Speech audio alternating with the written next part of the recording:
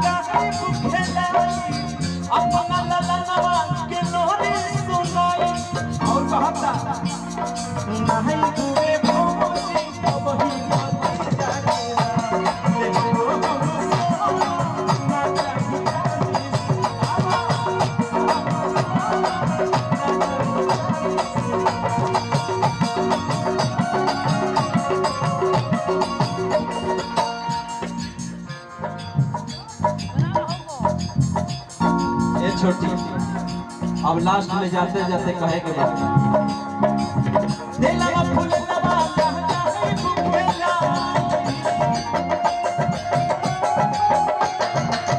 जैसे ललना के लोरी सुनावल जाला गोदी में लेके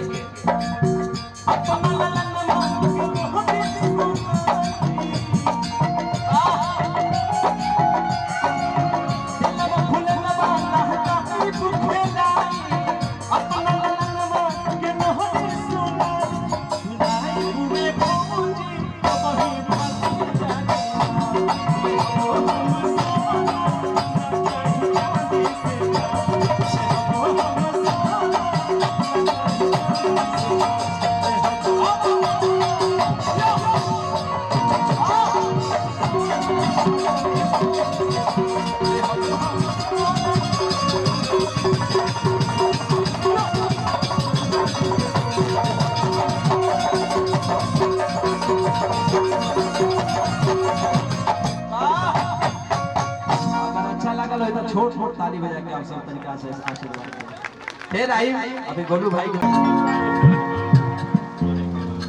कि कवना माथे माथे हो आदमी सीने अपन घर आदमी पीने अपन घर आदमी पीनो ए लाला ना कवन माँ से पिया संघे सुन देह गरुबा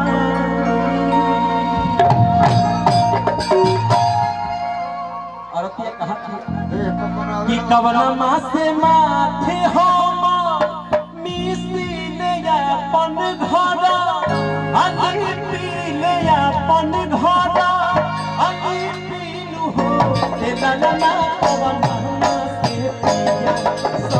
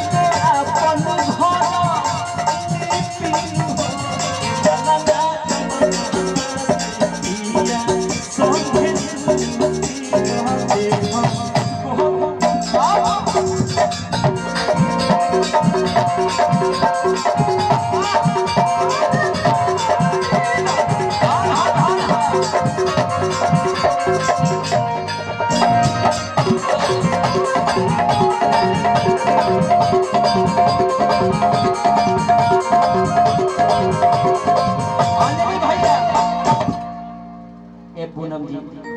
बड़ी सुघर नाचत रू तार तब जोड़े नहीं थे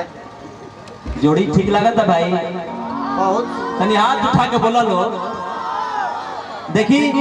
जब घर में लड़का होला चाहे लड़की होली सब तो सोहर भी गवाला